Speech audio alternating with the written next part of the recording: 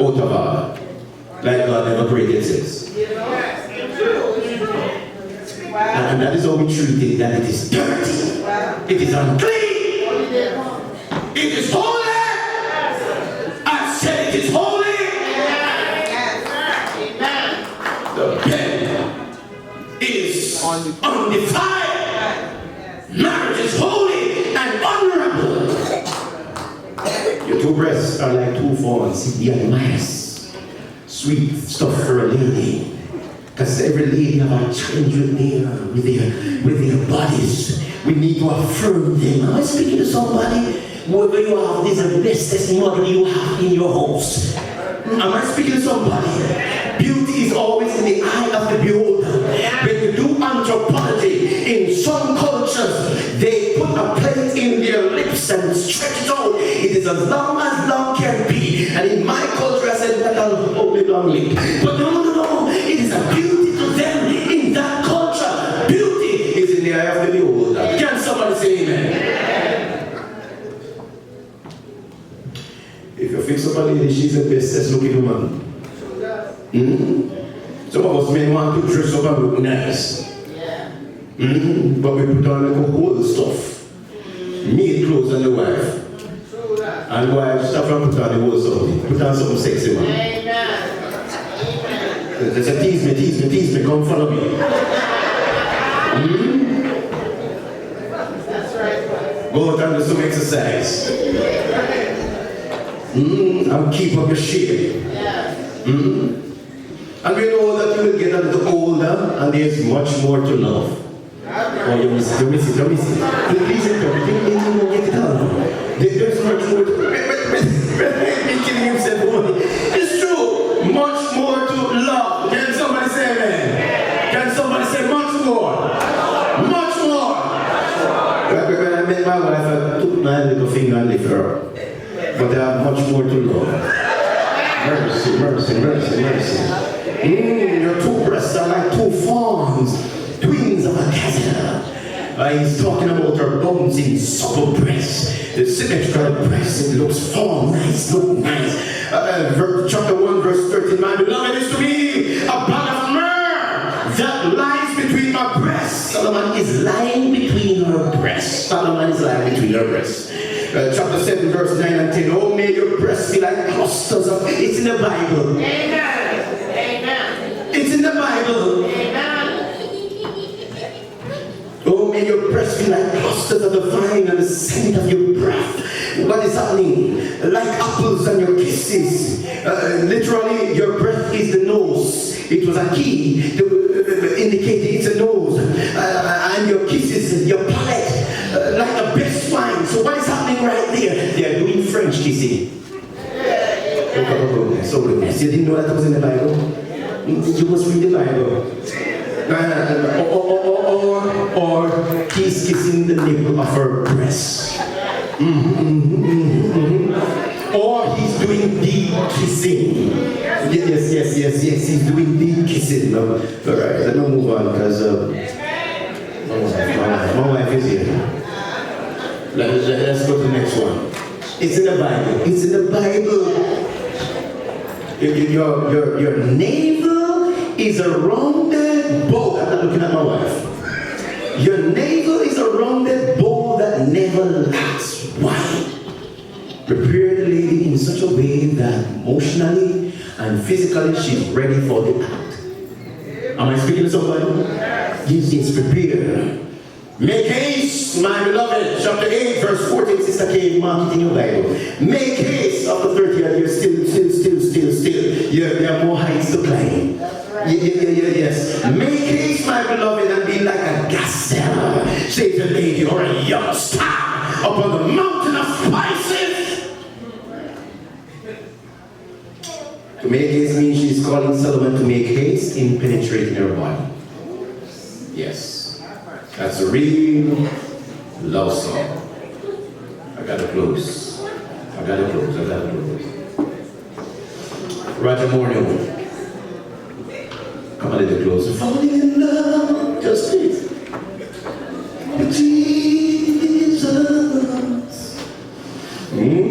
Falling in love.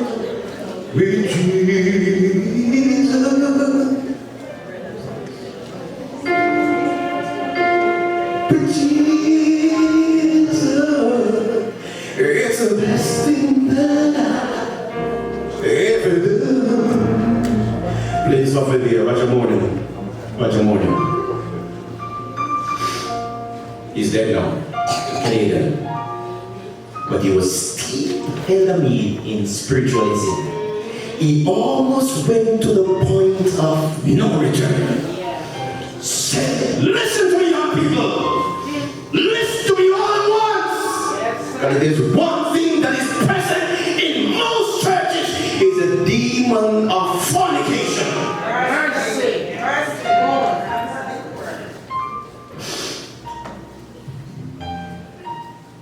Got very sick, and so his ministry was a ministry of prayer. Prayed for wives, prayed for husbands. Tell the story of this elder who was the most amazing elder, but fell because of this issue. Tell the story of pastors. Tell the story of strong men in the church, women in the church, climbing up the corporate ladder, have no time for husband or wife. And of course, they're working with some secretaries. Okay. Wife, when we got married, was 2010. 2010. But in 2019, this is wife. Okay, 2010. But secretary is now 2019. But wife is 2019. Okay, please interpret your wife. To your husband. No time. Lost their way. He said something very important. He said social media is influencing our imagination towards sexual sin. Am I speaking to somebody? Anytime your husband begins to spend more time on that WhatsApp than with you, know that he's cheating. No, I don't preach political sermons. I preach prophetic sermon. It is in the word of God. Dwell with your wife. So if you're not dwelling with your wife, what are you dwelling with? Social media. I'm trying to get my children off this as much as they can. We need to spend time in the word of God. You hear what Alicia said? Because of that, we are becoming obese, coming and exercising again. As a little boy back home, we would shoot with what we call catapult. We would go out, we'd run up and down. Am I speaking to somebody? All that the children know is somebody took away the thing out of here and you still see them. Yeah. Addicted. Social media is influencing our imagination towards sex, towards sexual sin. And he said, oh goodness, he said that one of the things we ought to do, whether we believe our husband or our wife is sexually pure, is faithful to the marriage, is to pray preventative prayers. Say preventative prayers. Pray that God will cover him, that he won't go there. Yes sir. Have you ever watched War Room? The lady prayed a prayer scene and the fellow couldn't go through with it. All of a sudden, he couldn't rise to the occasion. No.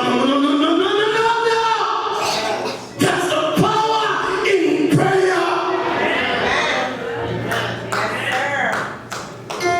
We wrestle not against flesh and blood, but against principalities. Pastor Charles D. Brooks died some years ago. Was on an aeroplane and a man was in a white suit and he was praying. He was so happy that his iron partner, that he was a Christian. He says, no, I'm not a Christian. I'm a Satanist. A Satanist. Don't you know that there is a church of Satan? He says right now across the world we are praying that God destroys every Adventist families.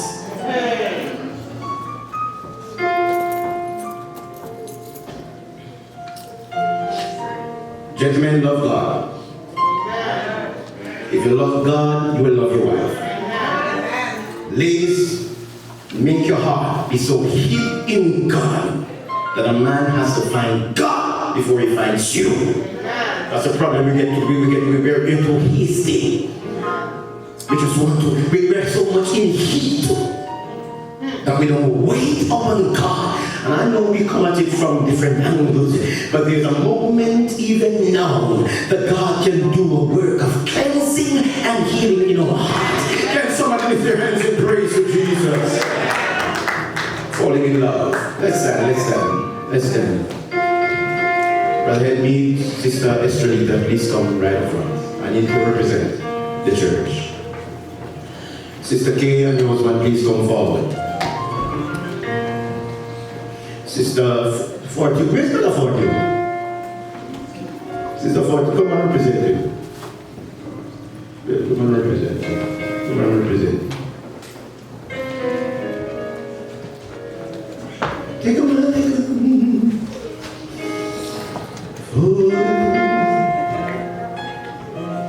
With Jesus,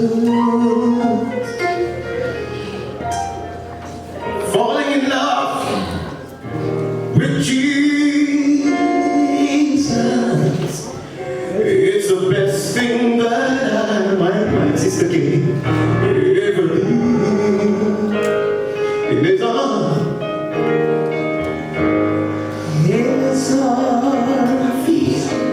I feel protected.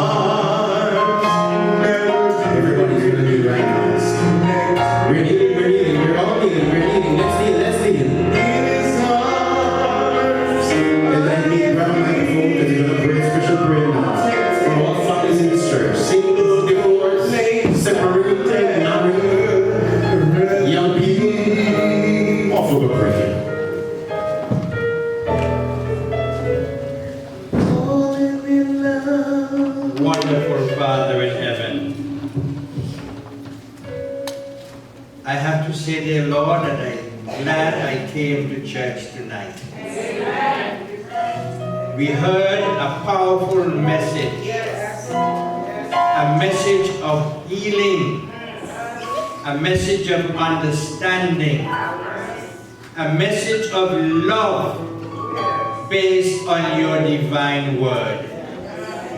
Tonight we have been reminded that you are the creator of marriage, that you made man and woman to be husband and wife, and that anything else is an aberration. You took the time to create in Eden a family to be a model for the rest of us. And here we are at Maranatha.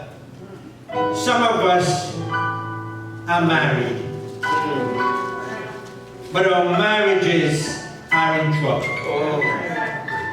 We only depend on you now to fix them. Yes, fix them, Lord. Lord, some of us are really stubborn. We hold on to a point and we don't want to let it go. We say, I am right. But it's because we are selfish. We put ourselves first. And we come to church, Lord, we pretend that we are married. On Sabbath day, we are well dressed. We seem to be it, but in the week, we have a little Susan on the side. We have a little Jane in a hole someplace. Dear Lord, we're not doing what's right. And the only way we can have things right is by returning to the cross. Returning to the one who made us, Jesus himself. Tonight I pray for families, for husbands and wives, that you would help us to step higher in the name and power of Jesus. We pray for our young people. They're watching movies, and some of these movies are showing men and men. Some of them are showing girl and girl. Some of them are showing one man with a lot of women, and the opposite. Oh dear Lord, help our young people to understand that we are living in the last days, and Satan is about to destroy faith in God and his institutions. Open their eyes. Let them see Christ and his love for mankind. Let them look at marriage as something that they want to experience. Help them, dear Lord, when the young men come along. Father, forgive me, I have to speak this way. Yes.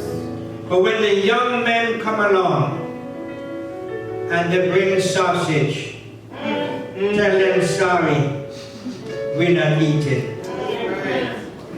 When they come to plow up the garden, tell them, no, not yet. Not yet. If you want to taste my garden, there is one way to do it. Love God first, wait, and do it the right way. And the same thing, dear Father, for the young men. Because sometimes as young men, we see the thing, it looks good, and the voice says, come and have a little of it. And we say, okay. But then there is conscience. And so, Lord, keep our young people faithful. Help those of us who are married already to be examples of good marriages and good homes. Because they are looking at us. By our words, help us to be Christ-like. By our actions, help us to be like Jesus. When we leave here tonight, Father, we must leave different. We must say sorry where sorry is due. We are reminded that as husbands, we must love our wives. And if we have not been doing it, give us the strength to do so. And we are reminded that wives must respect husbands. Oh Lord, where we have failed, fix it. Fix it. Fix it, Jesus. So the thing can be right. So that here at Maranatha, we will be a bastion of victory. Here at Maranatha, our homes will be strong. Our children will be stalwart for you. We want to behold your face when you come. And your word says that if we don't do it right, you will not hear our prayers. We want our prayers to be heard. We want our prayers to be answered.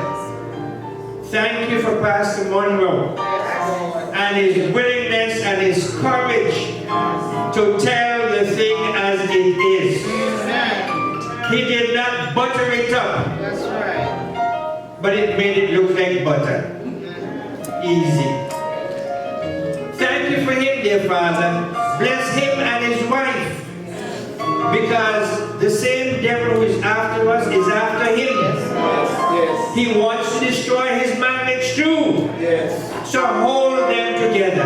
Please, Lord. He and his wife and their children. Please. Put a hedge around them, dear Father. Pray. Put a hedge, dear Lord. Let your angels be there. Let your spirit. And those of us who are kneeling on the platform, we want to be in the kingdom. Just like everybody else in this congregation. It doesn't matter where we are. We want to be in your kingdom. Keep us faithful until that time. Give us a good night's rest, dear Lord. And for those of us who haven't done anything in the bed for a while, we are going home tonight. Dear Lord, please help us to do a little something. It's holy, it's Sabbath, it's not a sin. Bless us tonight, dear Jesus, and then bring us back to church tomorrow with smiling faces because of the way you blessed us. Thank you in Jesus' name. Amen. Amen. Amen. I love my elder. Don't you love the elder? I love you.